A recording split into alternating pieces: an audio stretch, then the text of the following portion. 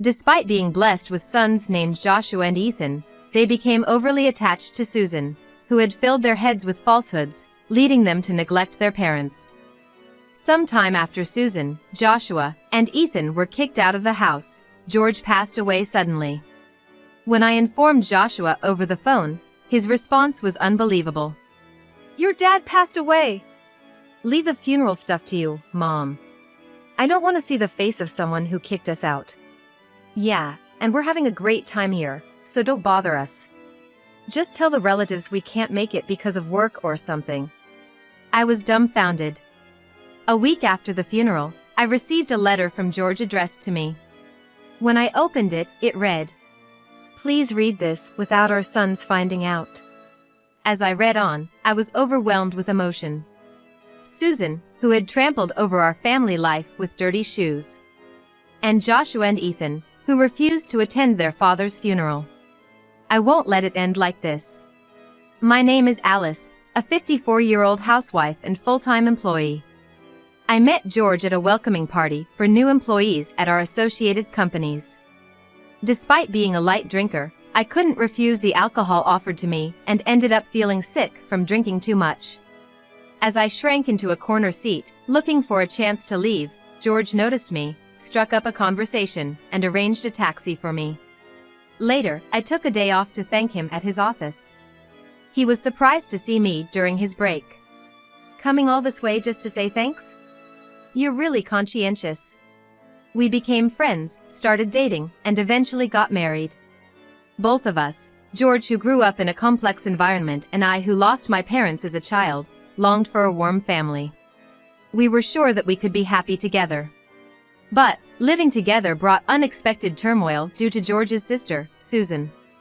Before the wedding, I tried to greet Susan, but she was too busy to meet, so our first encounter was at the wedding. Since George's parents had passed away, it was a simple ceremony with friends and relatives. Susan stood out in various ways. Wearing a pure white dress that emphasized her cleavage at a wedding. And sporting a heavy makeup like a stage actress, she reeked of perfume.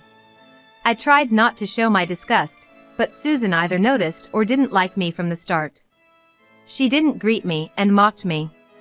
"George, couldn't you find someone better at your workplace? Such a plain Jane as a sister-in-law is embarrassing." "Come on, sis." "Well, maybe she suits you, Mr. Super Serious." George looked ready to confront Susan, but a sibling fight on the wedding day seemed like a bad omen. "I'm fine. Let's go and prepare." I forced a smile and led George to the staff. That was our terrible first impression, but I didn't think much of it, expecting to meet only at occasional family events. However, the situation soon took a drastic turn. After a short marriage due to her husband's infidelity, Susan unexpectedly moved in with us. "My ex left, and I want to move out too. Our parents sold their place when I got married, so I can't go back to my parents. Can I stay at George's place for a while?" George was visibly frustrated with Susan's call. "Seriously? Why don't you rent an apartment? You got a lot of alimony, right?" "Just let me stay until I find a nice place. I want to take my time choosing, not settle for some rundown house like you guys." "But 20 years old, really? Even if it's got a yard and a garage, I wouldn't want it." "Enough! It's earthquake reinforced and remodeled. Just rent a weekly apartment." "Kidding, you're so serious." "I'll be there this weekend, my lease is up." In the end, Susan showed up with her stuff and settled in without asking. The main problem was her lack of awareness that she was being taken care of by us. Susan acted like it was her own house, causing George and me considerable distress. Susan would go out every night, sleep in until the afternoon, and then spend the rest of the day lounging on the living room sofa, playing with her phone or mindlessly watching TV. This routine would continue until she went out again after dinner. I sometimes took a day off and stayed home, so I know this was her daily routine. When I would come home tired in the evening after a full day's work, Susan would ask me in a dissatisfied tone, "Hey, is dinner ready yet? How long till it's done?" "In about 30 minutes. "That long? Hurry up, will you?" She would also make snide remarks about my cleaning, saying things like, "You're not very good at this," or "You're cutting corners." I share the cleaning duties with George, you know. He's tired too. As a wife, you should be doing all the household chores. I didn't want to complain to George about Susan and worsen their sibling relationship, but he eventually noticed my growing unhappiness. When George asked and I told him about Susan's behavior, he became furious. "Listen, Susan. Don't you dare overstep your boundaries, you're just a guest here." "Oh, I'm just stating the obvious," Susan replied nonchalantly. "And start contributing to the household expenses." I'm still in shock from my husband's cheating. How can I work in this state? And you want to charge me? You can afford it with the $100,000 alimony you got. You have enough money to buy clothes and go out drinking. I don't need my brother telling me how to spend my money. With Susan acting like this, both George and I were exasperated. My dream of a happy married life had turned into a nightmare because of Susan. George and I had wanted kids soon, but perhaps due to the stress over Susan, it just wasn't happening. We were discussing getting checked when I discovered I was pregnant in our 4th year of marriage. Tears of joy streamed down our faces. George took this opportunity to suggest Susan move out. "Susan, we're going to need more space when the baby comes. Maybe it's time you moved to your own place?" Then Susan turned to me and asked, "Alice, what are you going to do about work?" "I plan to return to work after a year of parental leave." "Well, I can look after the baby." "What? No, we're planning to use daycare." "Don't you know? Everywhere around here is full." After inquiring at the city office and asking other moms at work, I found out that even the non-licensed daycares had over a year's wait list. "See, I told you so." A few months later, as my belly began to show, Susan smugly said, "I'll take care of the baby until you get a daycare spot. I owe you, and I'll do it for free. It'll be tough on your finances if you quit your job, right?" After discussing it, George and I reluctantly agreed to let Susan help. Honestly, I was extremely anxious. But surprisingly, Susan took great care of our newborn Joshua. She prepared well by looking up childcare information online, took care of his meals and daily needs, and even took him to parks and community centers. She devoted herself to Joshua. It was evident from how much Joshua adored Susan. Even after our second son Ethan was born 2 years later, Susan's dedication didn't change. With George and me busy with work, we were grateful for how much she helped with the kids. But as the boys grew, they started to avoid us more and more openly. "Joshua, Ethan, wanna go to the amusement park at the end of the month?" "Nah, we're going with Susan." "How about we go out for a barbecue for Ethan's birthday? You mentioned wanting to go before, right?" Susan already took us to a fancy barbecue place. "For my birthday, we're going to a high-end sushi restaurant. Can't wait." George and I felt torn seeing our sons so excited about spending time with Susan. Even after Joshua and Ethan started elementary school, we were grateful to Susan for spending time with them on our workdays. Even on weekends when George and I are home, Joshua and Ethan stick close to Susan. They don't try to talk to us and act like it doesn't matter whether we're there or not, playing games and going out with her. Things got worse as Joshua got older. He would blatantly show his displeasure, ignore us, or even click his tongue when we tried to talk to him. Once, Joshua started eating while playing on his phone, and when I reprimanded him, he glared and snapped at me. "Shut up, old lady." For a moment, I couldn't believe my ears. Man, it would have been great if Susan was our mom. She always gives us money and takes us places. Yeah, totally. Being born to parents like ours was a total bust. I was shocked by their words, but tried to stay calm as I responded. "Susan doesn't work despite being healthy, doesn't contribute financially, and just spends her ex-husband's alimony. So what? That's a lifestyle to aspire to," Joshua said, looking dreamy. "But, like, Susan raised us, right? Complaining about her seems weird." "Yeah. You guys didn't really want kids, did you? What? I know. Susan told us. You had us just because you had to. That's not true. George and I always wanted kids. Susan offered to help until we found childcare. I was desperate in my denial. I can't believe you'd say that to me. Joshua smirked at my choked voice. You guys are always so annoying. Telling us to do homework, saying we play too many games. Yeah, Susan gets it. She says it's fine not to do homework, and even stays up with us playing games till dawn. I snapped back, annoyed. Susan has no responsibility for your futures. Your dad and I say these things because we're worried about you, even if it means you'll hate us. Yeah, right. You're just jealous because we're close to Susan. How stupid. Maybe you shouldn't have let her take care of us. I felt like crying. Looking up, I saw George standing at the doorway, his fists trembling. Who do you think you're talking to? Oh, hey Dad. Working late again today? Must be tough. Yeah, for such a measly salary. That's so true. The boys laughed mockingly, leaving George speechless. Finally, you talk to us, and it's to mock your parents. George, stop being so loud. Susan called out as she came down from her room and appeared in the kitchen, shrugging her shoulders in annoyance. Getting worked up over what kids say is so immature. It's because you spoil them that they're like this. George exploded. I've had enough. Get out, now. What?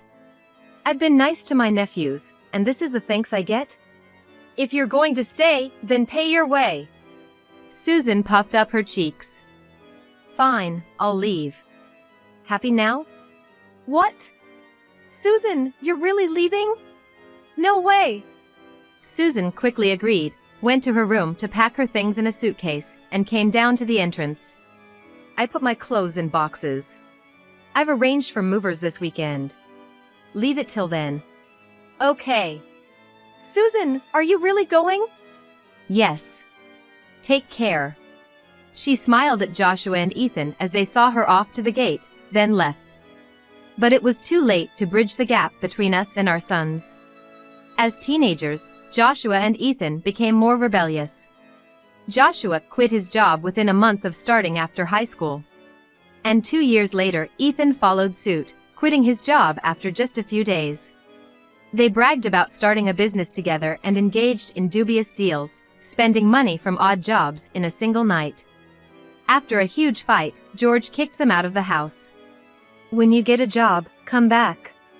No way we'll ever come back to this place. And so, Susan, who had stirred up our family, and the sons she influenced, Joshua and Ethan, left, and it was back to just my husband and me. I worried about how Joshua and Ethan were doing, but without the three of them causing chaos, I breathed a sigh of relief. At the end of that year, as I was about to leave work and head home, I received a call from George's colleague. Are you Alice? George collapsed at work. What? He's currently receiving treatment in the ICU at the city hospital. I understand. I'll go there right away. I felt like I was about to panic, but I ordered myself to calm down and drove to the hospital. I identified myself at the ICU reception, waited in the hallway for a while, and then the automatic doors opened. A man in a white coat, presumably a doctor, appeared. As soon as he saw me, he lowered his gaze to the floor. We did our best, but I'm sorry. I was speechless. Overwhelmed by shock, I stood there in place. This morning, I had seen off George as he left for work, just as always. Keep your schedule open for our anniversary next month. Sure. The usual restaurant? I have a surprise planned for this year. It's the same restaurant, though. I never imagined that such a mundane conversation would be our last. It felt like my field of vision suddenly turned completely gray. Am I the only one left living, wondering if there's any meaning to it? As I pondered ominous thoughts in the back of my mind, I decided to contact everyone anyway, Joshua, Ethan, and Susan, and inform them. George has passed away. I left a voicemail, and I also sent a message. That night, I received a return call from Joshua. Amidst cheerful music and chatter in the background, it seemed like he was having dinner at a restaurant. "Joshua? Your father has..." My voice trembled as I spoke, and Joshua replied with a half-laugh. "The funeral and stuff, I'll leave it to you, Mom. Someone who kicked us out like that, I don't even want to see his face. Yeah. We're having fun here, so don't bother us." Oh dear, George really made himself unpopular, didn't he? I could hear Susan chuckling in the background. "Just tell the relatives we're absent because of work. Say hi to them for us." "Wait, just a minute." I stood in shock for a while, holding the phone. Are these people really George's sister and sons? Filled with emptiness, I knew I had to proceed with the funeral arrangements. I contacted George's relatives and the funeral home we always use, and arranged a family funeral. The sudden farewell felt unreal, and I couldn't shed a tear during the funeral. However, as normal life resumed, the reality of losing George hit me repeatedly. While preparing dinner, setting up to record a TV drama we used to watch together, making coffee, I'd inadvertently prepare for two, or start talking to him, and then realized George was no longer there, and I couldn't stop the tears. A week after George's passing, I was watering the flowers in the garden when the mailman's car arrived. I took the mail and went inside. Among the direct mail, I found an envelope addressed to me and was instantly taken aback. The distinctive handwriting was unmistakably George's. With a rush of emotion, I opened the envelope, and first, it explained why I was receiving this letter. "I entrusted an old friend to post this in case I passed away." Then, after a heartfelt message of gratitude for the years we spent together, there was a line that caught my eye. "Please read this without our sons finding out." My heart swelled as I continued reading the letter. I felt a warmth in my eyes, realizing George had seen how much I worried about the kids. I wiped my tears and made a decision. I had to respond to George's feelings. Susan, who had trampled on our family without care. And Joshua and Ethan, who refused to attend their father's funeral. Just you wait. I won't let it end like this. I immediately took action. George's letter said, "There's a package for you in a safety deposit box at the bank near the station. Use the enclosed key to retrieve it. I leave the rest to you, Alice." Using the address in the letter, I went to the bank and entered the safety deposit box room beside the ATMs. Following the instructions nervously, I inserted the card into the slot. After entering the PIN, a square part of the table opened, revealing the safety deposit box George had rented. I used the key to open the box and check its contents. Sure enough, everything George mentioned in his letter was there. I put them in my bag and left the bank. Later, I invited Susan, Joshua, and Ethan to my house. I want to share George's inheritance with everyone who was important to him. With that excuse, all three of them came eagerly, without a doubt. The word shameless fitted them perfectly. Skipping the funeral, but wanting the inheritance, how audacious could they be? Susan, who couldn't wait while I was making tea, blushed and started talking. "That's stingy, low-earning George had an inheritance, huh? Susan, maybe he had hidden assets because he was stingy. Thinking about it, being stingy might not be so bad. I wonder if he transferred his inheritance to some account. Anyway, I'm excited." Then Susan smiled at me. "You did the right thing letting your sister-in-law know." "Well, I suppose." "Mom, stop beating around the bush. Is Dad's inheritance jewels? Maybe gold bars?" As the three of them fidgeted, I smiled. "Before that, please listen to this." I placed an IC recorder and George's cell phone on the dining table, which made Joshua, Ethan, and Susan look puzzled. "Dad's cell phone, and what's this?" "An IC recorder, right? The kind used for investigating affairs. I've seen it on TV. Wait, did Dad, with that face, have an affair?" Joshua started laughing crudely, but his face stiffened as soon as I pressed the play button on the phone. Joshua's voice came through, talking to a friend on the phone. Yeah. Remember that old lady you met at our house? Susan, her name is. Joshua was speaking in an obviously cheerful tone. She wears so much makeup and clings to me, calling me Joshua, dear. It's gross, but she'll hand over money if you flatter her. You know, there's a use for fools and old ladies. In front of a frozen Joshua, Susan's face turned into a picture of fury. When I stopped the playback, Susan asked in an angry voice. What was that, Joshua? I don't know. A stranger, maybe? Or Dad recorded that voiceover. Joshua tried to play dumb, and Susan yelled at him. George was too tech illiterate to do something like that. Oh, I just remembered something I gotta do. I'm leaving. While Susan and Joshua were arguing, Ethan tried to sneak out, so I promptly presented the second recording. How much money did you get from Susan? $2,000. Damn, I only got 1,000. What did you do? Gave her a bouquet of roses and a high-brand bag for her birthday. Maybe I'll give her a fake brand. She can't tell the difference. Yeah, you're right. Joshua and Ethan laughed uproariously. She lives for being showered with gifts by men, even at her age. Almost hitting 60, yet she still thinks she's young. Believing every flattery from men she meets at the bar and splurging a fortune on them. She's an easy target. Stupid, really. The two slander knew no bounds. The blonde hair is laughable, too. She dreams of marrying a young Korean pop star, despite the age difference. Huh? Even as a joke, that's just creepy. In the midst of Joshua and Ethan's laughter, the recording abruptly stopped. Ethan, with a forced smile, muttered defensively. Man, when did Dad record this? And to expose it to Mom after he's gone. That's just mean. Yeah. Pretending to be a good guy, but those are the ones you can't trust. Even now, they were spouting insults about George, which made me furious. As I was about to speak, Susan shouted at them. You dare mock people.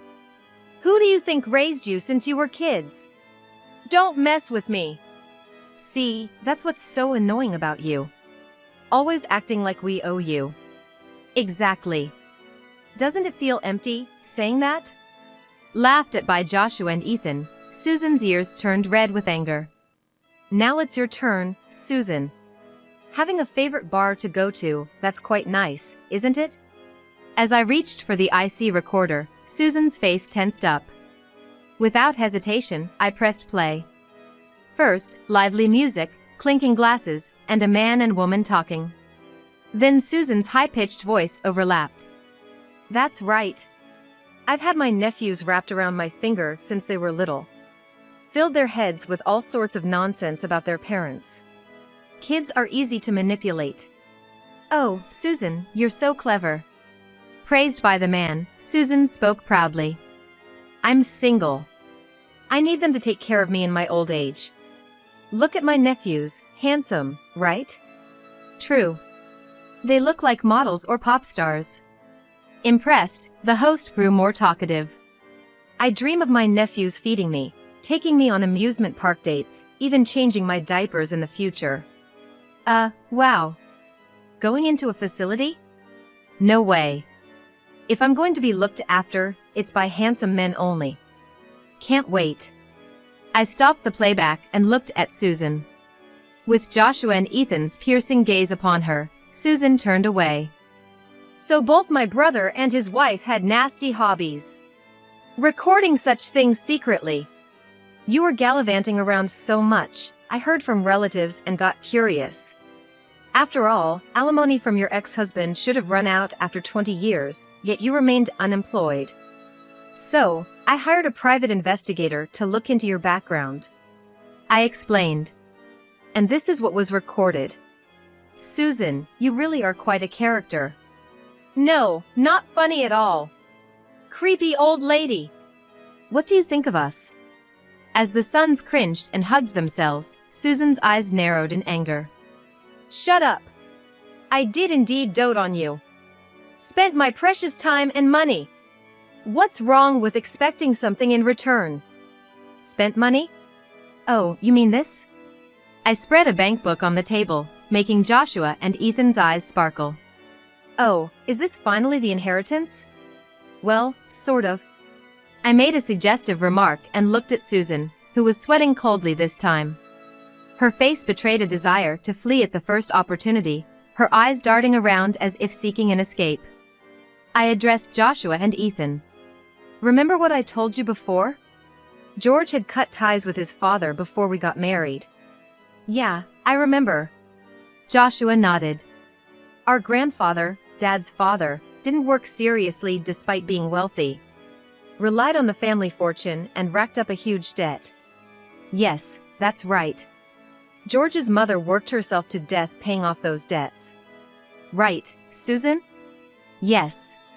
I cut ties with him too after becoming an adult. Though I did attend his funeral. Susan nodded. So afterwards, the inheritance George received from wealthy relatives, he kept it a secret and deposited it in an account for you three. Huh? We never heard about this. If there was money, why didn't he tell us? He planned to proceed with the inheritance once you started working seriously. But before that, someone used it without permission. Joshua and Ethan simultaneously turned to look at Susan. No way! Yes. Susan had been taking George's bank book and seal without permission during his lifetime and withdrawing money. The two, apprehensive, looked at the bank book and recoiled. $200,000 down to $10 in 1 year? Hey, what did you spend it on? Well, this guy convinced me there was a great investment opportunity. I thought I could double it and pay it back. I just borrowed it, that's all. Susan wriggled as Joshua and Ethan exploded in anger. Don't joke. That was supposed to be our money. Just $200,000 and you're making a fuss. Considering the effort I put into raising you, you should be giving it to me for free. Susan retorted defiantly, causing Joshua and Ethan to bristle with anger, veins popping on their foreheads, ready to pounce. But that's not all, Susan.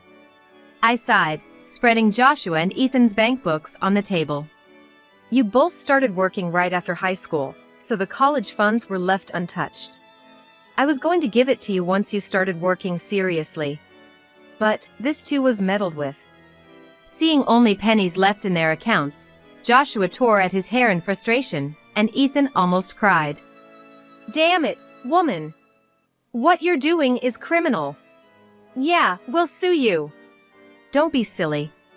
It's called family theft and doesn't count as a crime when done by a relative. Susan crossed her arms and legs, laughing irritatingly. I'll pay it back someday, maybe in the next life. Oh, you can be charged for it. That's why I called the police earlier. At my words, Susan's eyes widened in shock. Huh? Indeed, relatives living together can't be charged for crimes, which is why George kicked you out, planning to report you. Dumbfounded, Susan asked me in disbelief. You betrayed your husband's sister? Well, yes, that's what happened. Huh? Really? Unbelievable! After all I've done for you, how ungrateful! Who's ungrateful here? I yelled back, silencing the room. I glared straight at Susan, unleashing my fury. Because of you, our family is a mess. It's beyond repair. What are you going to do about it? Overreacting much. Susan shrugged. I should have never trusted you and kicked you out sooner. Then Susan turned to Joshua and Ethan, spreading a sinister smile across her face. I wanted to be a mom. Huh? Since I couldn't become one, I thought I'd take your mom away from you too, out of spite. Joshua and Ethan looked terrified. Are you okay in the head? Just stay away from me, for good. That's a problem. I came today to borrow money from you. Susan smirked. We're family, so we should help each other in times of need, right? Yeah, right, Mom. Suddenly, Joshua and Ethan, who had been furious moments ago, put on a smile. Actually, we're broke too. Got fired for talking back at work for taking a little unscheduled break. They're so arrogant. Ethan and Joshua complained bitterly. I felt a headache coming on. Getting fired is what you deserve. Huh, why? Yeah. We got kicked out of our apartment. Joshua casually revealed. Didn't pay the rent. So, we'll stay here for a while. That's okay, right? And cover our debts. Once we're debt-free, we'll start working seriously. Can't you lend us about $40,000? You're working, after all. Faced with their brazen request, I felt a rush of anger. Don't mess around. I have nothing to lend to heartless sons who skipped their father's funeral. I vehemently refused, but they persisted. Please, Mom. If you keep this up, I'll report you to the police too. Don't ever set foot in this house again. Just then, a police car's siren stopped in front of the house. Susan, trying to escape in a panic, ran into the police officers at the front door and was quietly taken away. Damn, are we gonna get arrested too? Let's just get out of here for now. Joshua and Ethan glanced at me, standing firm, gave up on asking for money, and left. Joshua and Ethan, realizing that the money and allowance Susan had given them came from George and their own savings, seemed to have finally lost all affection for Susan. I don't want to end up like them, they said, seemingly deciding to work seriously. But their laziness didn't disappear overnight, and they kept calling me alternately. Mom, I'm being pressed for payments at the bar. Can you lend me some money? I blew it all on horse racing. Can you lend me about $100,000? I got so annoyed that I blocked their contact information. Later, they tried to ask other relatives for money but were shunned and denounced as heartless for not attending their father's funeral, leading to estrangement. Eventually, pursued by debt collectors for borrowing from shady sources, Joshua and Ethan woke up and started working seriously. However, they had racked up so much debt that they were banned from the nightclubs and bars where they were regulars, now shunned even at their favorite drinking spots. We've lost all the fun in their lives, they complained. Susan, being a first offender, paid a fine and was released quickly. However, the incident led to her being dumped by her boyfriend. Moreover, after repaying the embezzled money from George's, Joshua's, and Ethan's accounts, she ended up with a huge debt. Susan now works from early morning till late at night, looking exhausted. What I kept secret from Susan and my sons was that George had left another item in the safe. A large pink diamond necklace. A prestigious heirloom passed down from his mother, as mentioned in his letter. It was intended as a gift for our 30th wedding anniversary next year. Fearing it might be found and sold by Susan or my sons, George had kept it in the safe. When appraised, it was valued at $240,000, to my astonishment. Of course, I wouldn't sell it, it's a treasured gift from George. Though I longed for a warm family, things didn't work out with my sons, and I lost my husband too. But George's memory is still alive in my heart. Moving forward, I want to live strong, cherishing the memories of George.